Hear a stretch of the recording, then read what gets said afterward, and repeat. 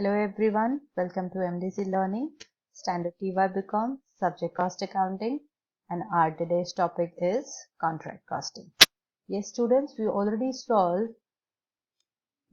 done with the introduction to process costing. Introduction के लिए मैंने आपको 2 videos already send किए थे, वो introductory part था. No doubt इसका introduction वाला part थोड़ा बड़ा था because there are many new terms which you have not heard earlier. पहले आपने नहीं सुना था, so इसलिए आपके पास बहुत सारे नए टर्म्स थे जो आपने सुने और सीखे. उसके अलावा I send you the video based on formulas. बहुत सारे फॉर्मूलाज भी मैंने आपको सिखाया और उसका वीडियो भी भेजा. ठीक है. Now today we are going to solve our very first problem based on contract costing. Let us see the pattern of question first. पहले question का pattern देखेंगे बच्चों, उसके बाद फिर हम start करेंगे solution.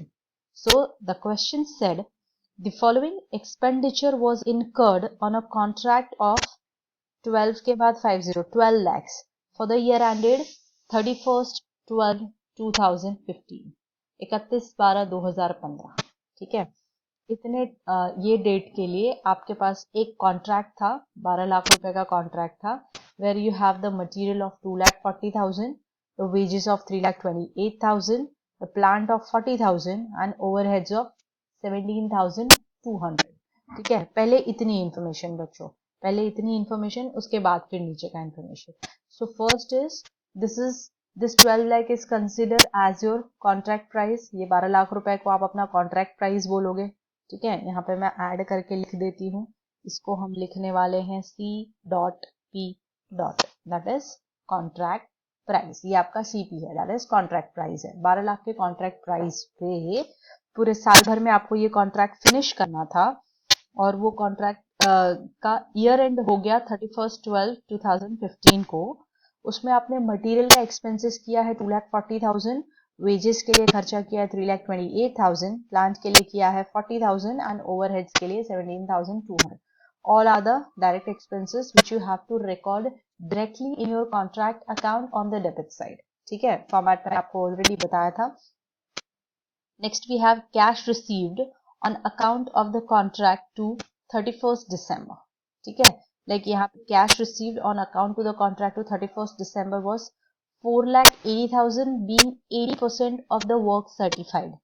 क्योंकि आपका 80% काम पूरा हो गया है, इसीलिए आपके 80% पूरे काम के बदले में आपको, ठीक है, 80% काम आपका कंप्लीट हो गया है, तो 80% काम होने के बदले में आपको 4,80,000 का कैश रिसीव्ड होगा.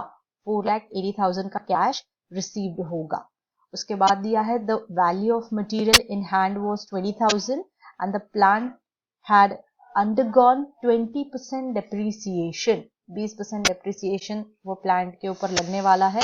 उसके अलावा all other things are like that. ये सब ऐसे ही है, यानी आपको value of material in hand दिया है, प्लांट दे दिया है. सो मटेरियल इन हैंड जो लास्ट में बचा वो क्रेडिट साइड पे आ जाएगा. Plant undergone with the 20% depreciation. We have to calculate the depreciation. We have to write the WDV values also.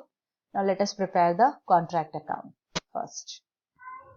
So let us prepare the contract cost account. For contract cost, we have to do the format like this. अभी मैंने पहले से ये format बनाया है, लेकिन अभी इसमें थोड़ा सा एडिशन करना बाकी है बच्चों. ठीक है. So let us do the addition first. अपने को यहाँ पे लिखना पड़ेगा this is your debit side, so here it is debit. In center you have to write contract account. ये आपका contract account and yes and में you have to write credit. ठीक है. ये हो गया. इसके बाद फिर सारे डायरेक्ट एक्सपेंसेस हम डेबिट साइड पे रिकॉर्ड करेंगे बच्चों. सारे direct expenses like material on the debit side 2,40,000, wages on the debit side 3,28,000, plant on the debit side of ₹40,000 and then overheads of 17,200 as it is. Then we have 31st December को अपने को cash received हुआ है 4,80,000 क्योंकि हमने 80% काम complete किया. सो क्योंकि हमने 80% काम कंप्लीट किया, इसीलिए we have received cash of 4,80,000. So let us see how much is the work certified. अभी अपन चेक करते हैं कि वर्क सर्टिफाइड अपना कितना है. ठीक है. सो यहाँ पे चलो लेट अस कैलकुलेट। अच्छा, वो कैलकुलेट करने के पहले क्रेडिट साइड पे भी हमने रिकॉर्ड कर लिया material in hand 20,000 and plant in hand is 32,000। How I am calculating plant? Students I have given you the calculation 40,000 का 20%। ठीक है, तो 40,000 पे 20% कैलकुलेट करोगे तो आपको कितना मिल जाएगा? 8,000 कैलकुलेटर में। सो 8,000 माइनस 40,000 किया तो 30,000 is your plant in hand. Okay, now let us calculate by work in progress account. ठीक है, अभी वर्क इन प्रोग्रेस अकाउंट में अपने को वैल्यूज कैलकुलेट करनी है बच्चों। वर्क इन प्रोग्रेस में अकाउंट कैलकुलेट करने के लिए सबसे पहले हमको क्या लिखना पड़ता है? दो चीजें, एक हमारा वर्क सर्टिफाइड और दूसरा हमारा वर्क अनसर्टिफाइड। ठीक है, तो let us right work certified. ठीक है, चलो वर्क सर्टिफाइड कितना है? वर्क सर्टिफाइड कैलकुलेट करने के लिए एंटर किया। ठीक है, फिर ब्रैकेट ओपन किया। आपको 4,80,000 का कैश मिला है क्योंकि आपने 80% काम कंप्लीट किया है। ठीक है, आपको 4,80,000 का कैश मिला है क्योंकि आपने 80% काम कंप्लीट किया है। तो 100% काम complete like actually work certified कितना हुआ? लाइक 100% वर्क सर्टिफाइड कितना हुआ? ठीक है, तो यहाँ पे 4,80,000, ठीक है, 4,80,000 और फिर इसको हमने किया मल्टीप्लाई बाय, ठीक है, नहीं sorry divide by how much? 80%। ठीक है, कैलकुलेटर पे ये सेम कैलकुलेशन आप भी करिए। ठीक है, 4,80,000 divide by 80% you will get 6 lakhs। ठीक है, यानी आपका वर्क सर्टिफाइड कितना है? 6 लाख रुपए का। 6 लाख रुपए का आपका वर्क सर्टिफाइड ऑलरेडी हो गया है। ठीक है, अनसर्टिफाइड कितना है? तो अनसर्टिफाइड के बारे में कोई इंफॉर्मेशन नहीं दी है, so we are not writing any kind of work certified. ठीक है, चलो अब टोटल करते हैं। Let us do the total first. Total करने के लिए आपको यहाँ पे टोटल का कॉलम भी तो चाहिए ना। ठीक है, तो एक ड्रॉर से रिसीव करो यहाँ से और फिर यहाँ पे हमने एक टोटल का कॉलम डाल दिया। Here we have done with this column. Again let us start with this। बच्चों इसको पूरा कर दो as it is। ठीक है, now here we are writing total। अब आपके पास ये टोटल कितना है? कैलकुलेटर पे ले लो। ठीक है, सेम चीज यहाँ के लिए भी चाहिए होगी। लेट अस सी डेबिट ज्यादा आता है या क्रेडिट ज्यादा आता है। तो 2,40,000 here 2,40,000 plus 3,28,000 plus 40,000 plus 17,200 you will get 6,25,200। 6,25,200 on the debit side। Credit side अगर देखोगे ना तो आपको क्रेडिट साइड ज्यादा है, 642 है बच्चों। ठीक है, तो नो डाउट ये डेबिट का टोटल आपको माइनस करने के लिए यूज में हो जाएगा। रिमूव कर दो इसे। ठीक है, बस वो वैल्यू याद रखनी है। तो 6 lakhs plus 32,000, so 32,000 plus 20,000 gives you 52,000। so you have the total of 6,52,000। ये हो गया। जो हैवी होता है उसको दोनों साइड पे लिखते हैं, फंडामेंटल रूल है भाइयों। 6,52,000 ये हो गया। चलो अब आपके क्रेडिट में से डेबिट को माइनस करने के बाद जो वैल्यू आएगी उसको हम लोग बोलते हैं नोशनल प्रॉफिट।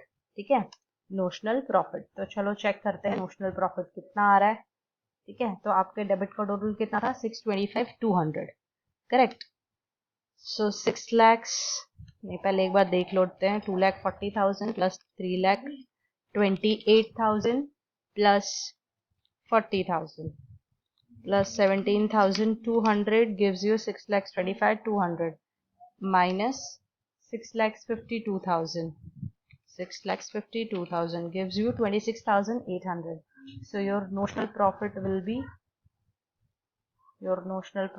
be students 62,800।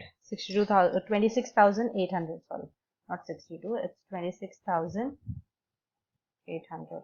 ठीक है, ये आपको नोशनल प्रॉफिट आ गया। अच्छा, अब इसके बाद नोशनल प्रॉफिट का भी कुछ हिस्सा यू नो ना नोशनल प्रॉफिट का भी कुछ हिस्सा हमको क्या करना होता है, प्रॉफिट एंड लॉस में डालना होता है, और बचा हुआ हिस्सा रिजर्व्स में डालना होता है। ठीक है, तो ये किस पे डिपेंड करता है बच्चों, ये हमारे फॉर्मूले पर डिपेंड करता है। तो फॉर्मूला क्या बोला है कि अगर आपका काम 25% कंप्लीट है तो कुछ भी हिस्सा प्रॉफिट एंड लॉस अकाउंट में ट्रांसफर नहीं होगा।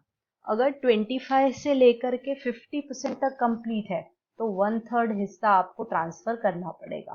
फिर अगर 50% से ज्यादा है और 90% से कम है, 50% से ज्यादा है और 90% से कम है, तो कितना ट्रांसफर करने को आएगा भाइयों, तो ट्रांसफर करने को आएगा 2/3 of notional profit into cash received divide by work certified. ठीक है, तो चलो यहाँ पे पहले फॉर्मूला लिखते हैं।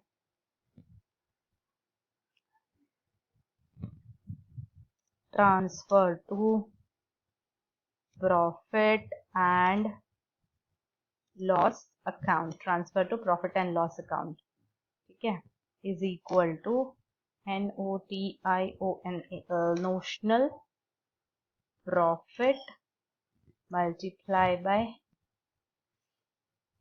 2 divide by 3 into cash received divided by work certified। ठीक है, cash receive divide by work certified. चलो फॉर्मूला में वैल्यूज रखेंगे बच्चों। ठीक है, फॉर्मूला में वैल्यूज रखो। How much is the notional profit, 26,800 will be your notional profit, multiply by 2 divided by 3, again multiply by how much is the cash received, 4,80,000, 4,80,000 divide by how much work certified कितना है, वो है 6 lakhs divide by 6 lakhs। ठीक है, चलो ये values को अगर आप सॉर्ट करोगे तो जरा कैलकुलेटर पे चेक कर लेना। ठीक है, 26,800, चलो मैं करती हूँ, 26,800 multiply by 2 divide by 3 multiply by 4,80,000 divide by 6 lakhs gives me 14,293, 14,293. So if my answer will be is equal to 14,293. ठीक है, this is the value which I am going to transfer to profit and loss account. तो ये मेरा जाएगा कहाँ, profit and loss account में चला जाएगा ये। ठीक है, अब बचा हुआ हिस्सा मुझे रिजर्व्स में डालना है। ठीक है, तो वापस एक ब्रैकेट ओपन करती हूँ। 26,800 का नोशनल प्रॉफिट माइनस 14,293, वो जो आप ट्रांसफर कर दिए। ठीक है, सो 14,293 माइनस 26,800 में से जो बचेगा 12,507, that will be transferred to my reserves, ठीक है, कितना बच रहा है चेक करो, 26,800 माइनस 14,293 मिलेगा मुझे 12,507, and this amount is transfer to reserves. This amount will be transferred to your reserves.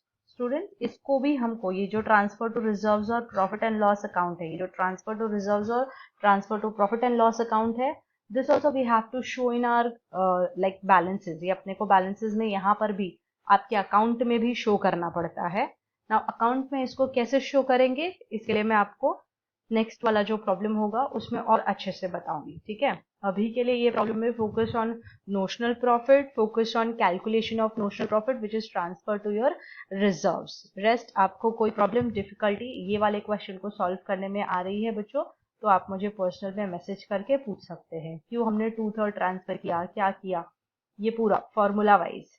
ठीक है, बाकी आपको कुछ प्रॉब्लम है, डाउट है, डिफिकल्टी है, तो आप मुझे ड्यूरिंग द लेक्चर भी पूछ सकते हो, उसके अलावा अलग से मैसेज करके भी पूछ सकते हो. I want you all to write this question in your notebook. Thank you.